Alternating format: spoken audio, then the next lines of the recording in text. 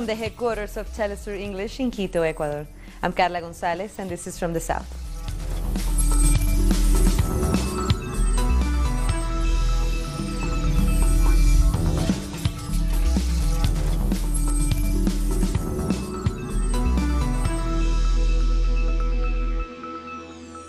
We begin in St. Lucia, where CARICOM member states have reaffirmed their non-negotiable policy of non-interference in the political situation in Venezuela.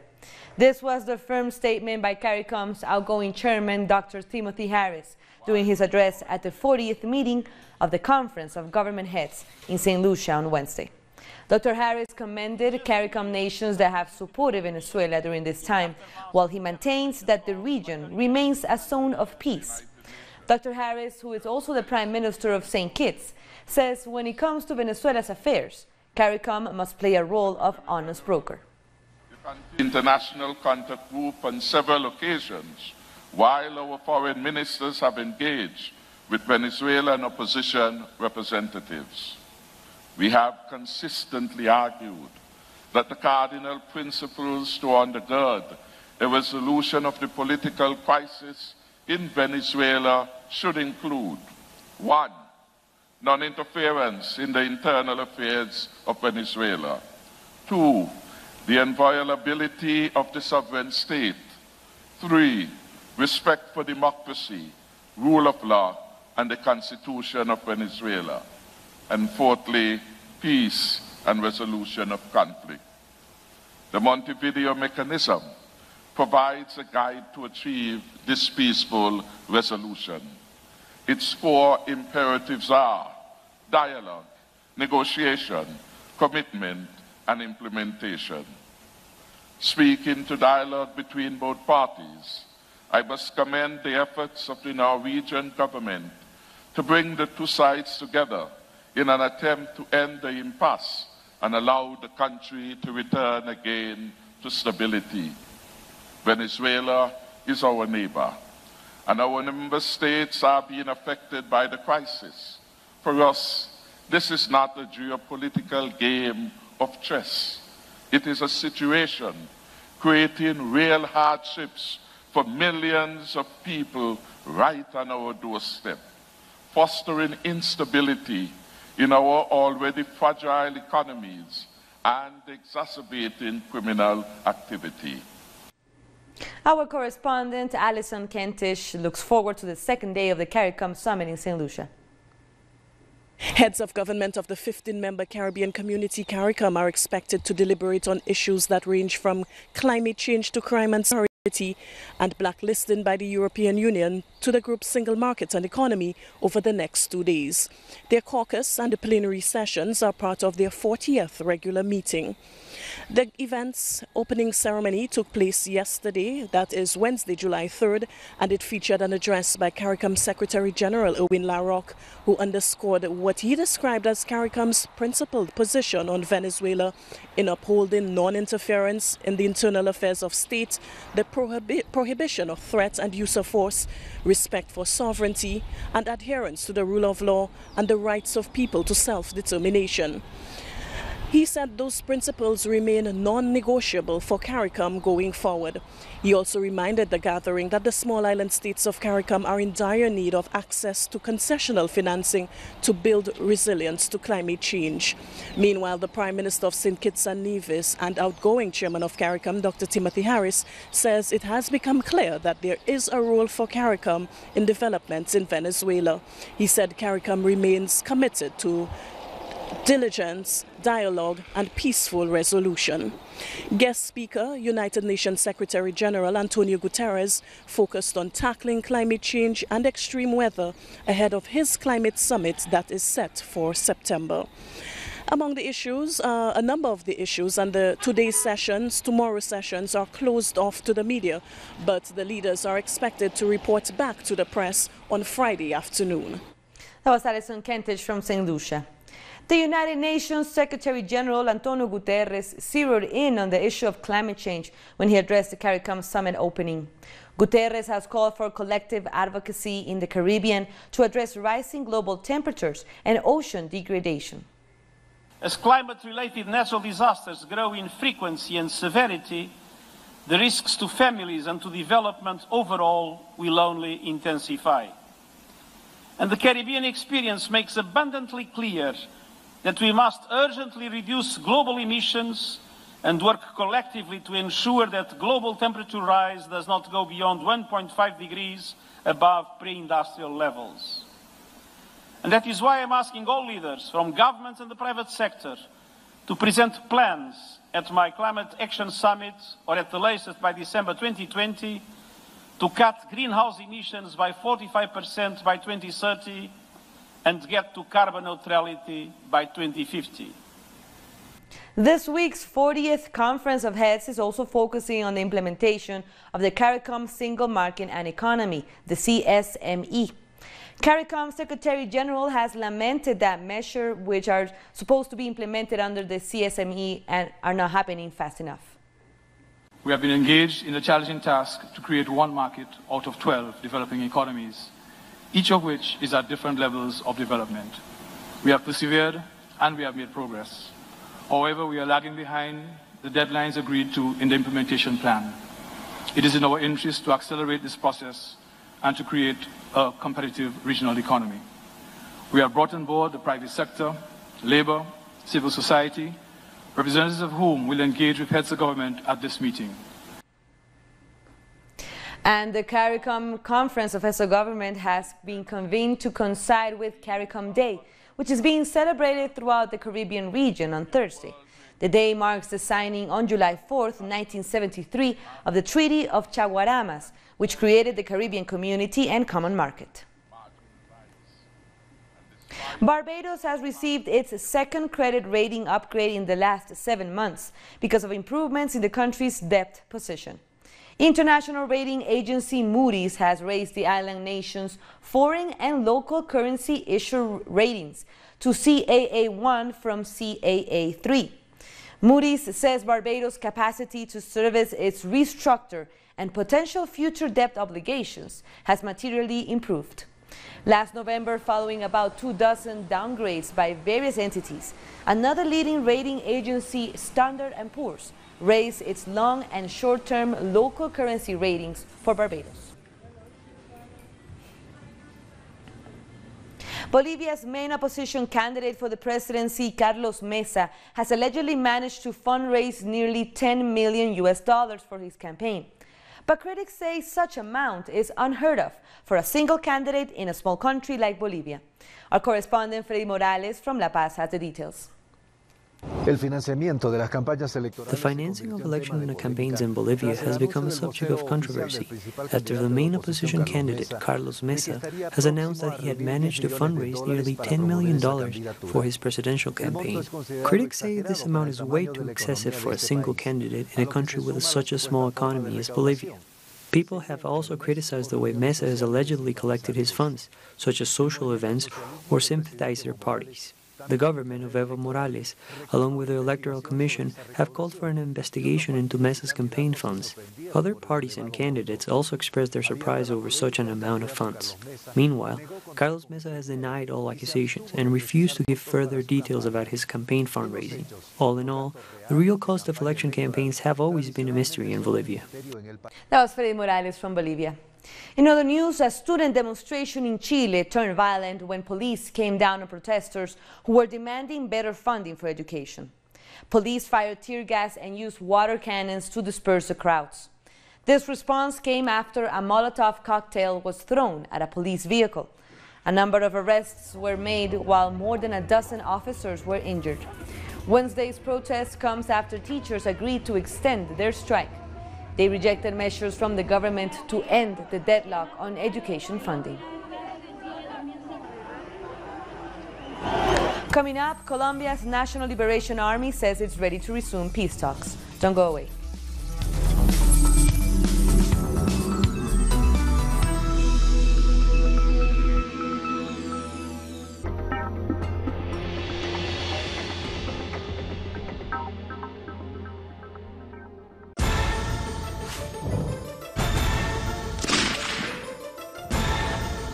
Who's moving the chassis?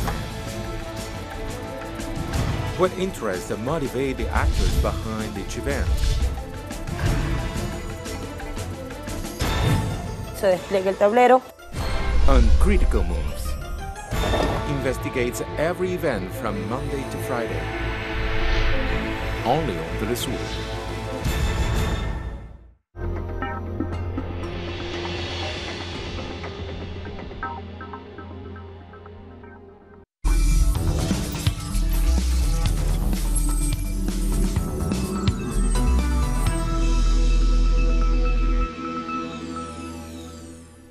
Welcome back.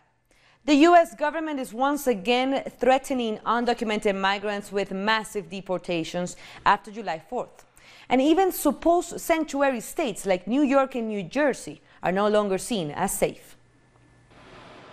After Trump's announcement that federal agents will soon start massive raids against undocumented migrants in the U.S., fear has gripped many migrants, especially those with children.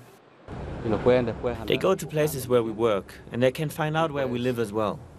Our situation is quite difficult, but let's hope things get better for migrants in this country. With the president that we have now, with Donald Trump, the laws has been stricter, and the problem has gotten more difficult. Now everyone is afraid. Despite the fear, immigrants like Ruben take the risk of going out to work to help their family. Up until now, we continue working and supporting our families. That's why we came to this country. On the streets, people are afraid of raids by ICE. Migrants who arrived more than 30 years ago say the United States is no longer the country of opportunity. There has been a big change. It used to be better before. There were many more benefits. But this president is changing many things, and we don't want that. They encounter more obstacles because the laws are stricter now. People used to come here, but they weren't deported like they are now. New York and New Jersey are considered sanctuary states for undocumented migrants. But migrant organizations say nobody is now safe from deportation. They are advising people to get legal advice. Who are they meant to leave their children with? If they have a house and no papers, it's very difficult. And if they have a bank account, they will have to deal with that as well.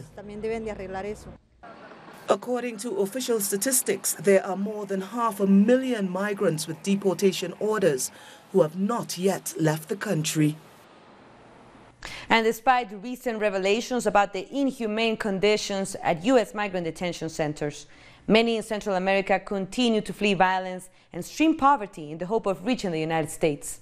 As this crisis grows, social organizations in Guatemala are warning about the high number of minors making the trip north, sometimes even by themselves. Social activists in Guatemala warned that the number of minors that have traveled by themselves to get to the United States has grown considerably. In the first few months of the year, Border Patrol have detained 2,300 minors per month. These are abnormal detentions because they violate all human rights. They violate the best interests of the child. These are very young children. We have very serious concerns about how the process of family reunification will take place when many of them cannot even speak because of their young age. They cannot say their name or which country they come from. The situation in which thousands of minors find themselves inside U.S. detention centers is highly concerning to human rights organizations, as it is evident that they are being subjected to overcrowding and inhumane conditions, as seen in images broadcast by the press. They say this is a problem that goes to the heart of the U.S. administration, which has yet to provide a solution. Their immigration policy is quite clear, but in reality, we need answers to the demands for the end of forced separations and detentions of families, of mothers with children. This issue needs an immediate solution. Although the United States has increased persecution against migrants, Guatemalan minors continue to travel alone with the hope of reaching the U.S. Most do so to reunite with family members, although they are influenced by other factors, such as fleeing violence and extreme poverty. As such, the migratory flow will not stop as long as governments do not solve historic social problems. En absoluto, ninguna política que garantice. There is no policy at all that guarantees the right to live in peace. There is no guarantee for a good quality life, to protect minors against violence and insecurity, against poverty and malnutrition. On the contrary, the only responses there have been are terrible initiatives from lawmakers trying to penalize parents for taking or sending their children out of the country.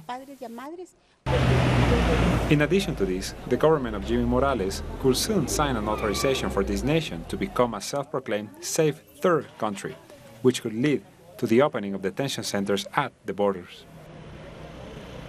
In other news, at least 26 people have lost their lives after a fishing vessel capsized off the coast of Honduras. The incident, which has been described as one of the country's worst accidents at sea, happened near the town of Puerto Lempira. A search and rescue operation for other possible victims is underway. 47 people have so far been rescued. Local media reports say that the accident might have been caused by bad weather.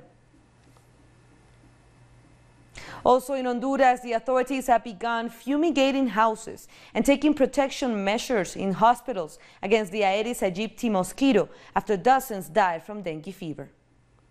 It kills the mosquito. It drives it away for a while. And we need to be raising awareness as well for the prevention, because prevention needs to come from the residents. The Colombian National Liberation Army has reasserted its desire to restart peace talks with the government of Iván Duque. The ELN delegation in Cuba said it had delivered a summary of the progress made in previous talks to the United Nations Office of the High Commissioner for Human Rights and to the International Committee of the Red Cross. They said it was important to build on what had already been achieved. On July 3rd in the Vatican, Rome, we formally delivered this package of agreements through a group of priests who defend peace and human rights. The aim of this is to make clear that in any future talks, we should continue to build on what has been achieved in the previous process, so that the agreements and progress that we made then does not get lost, and we do not have to start from scratch when a new round of talks gets underway.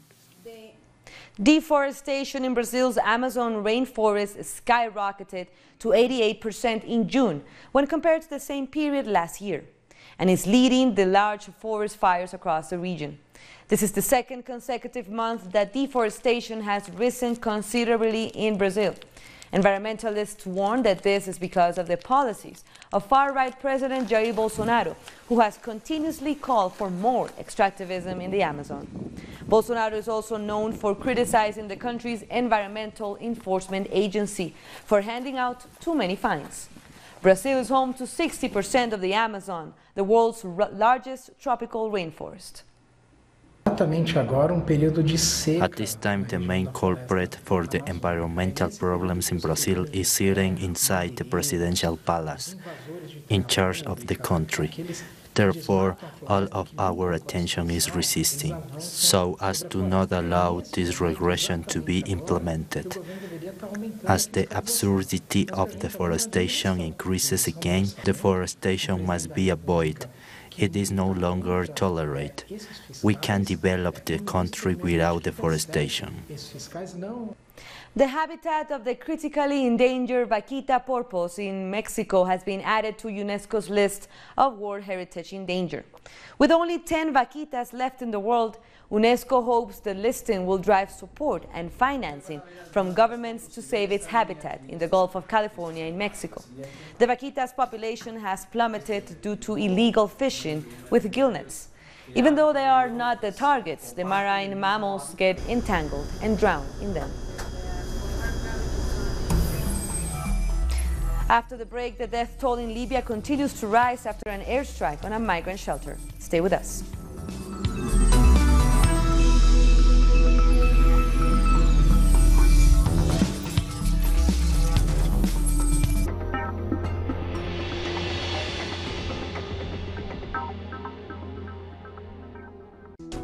The life is full of moments.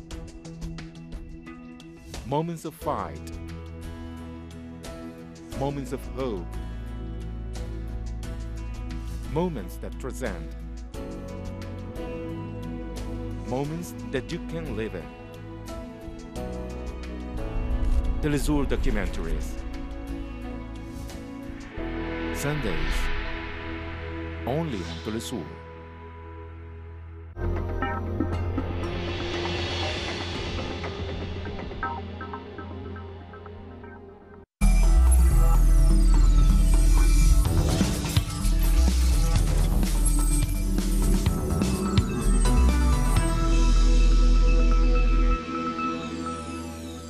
Welcome back.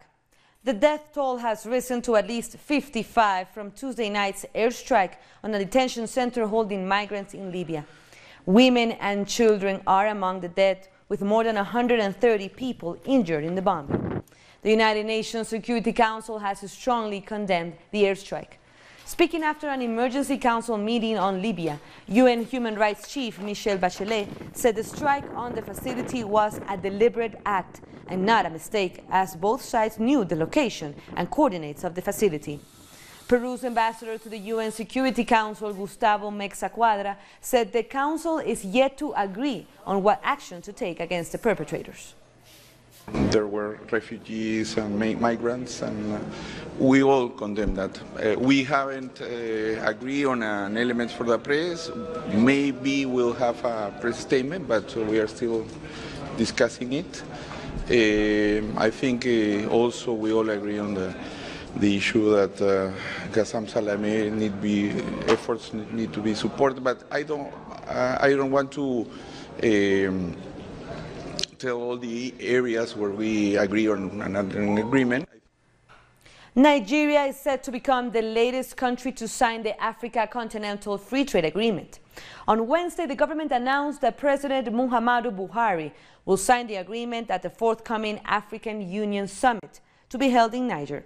The announcement will give a boost to the ambitious project that seeks to integrate African economies by eliminating tariffs on 90% of goods traded between signatories to the agreement. Nigeria was one of the 3 countries that had initially declined to sign the agreement in fear of exposing its manufacturers to greater competition.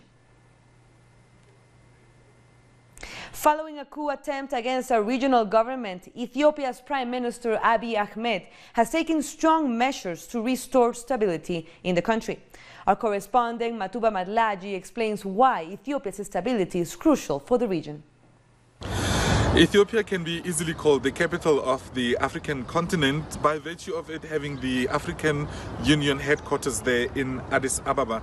And in recent months, we've seen Ethiopia setting an example when it comes to diplomacy, with Prime Minister Abiy Ahmed choosing to have more reforms than we have ever seen in most of the African countries.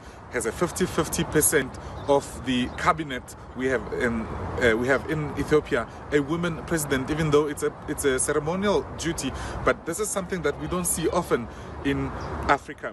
Now, Ethiopia on the surface looks great, but it's got layered and complicated politics.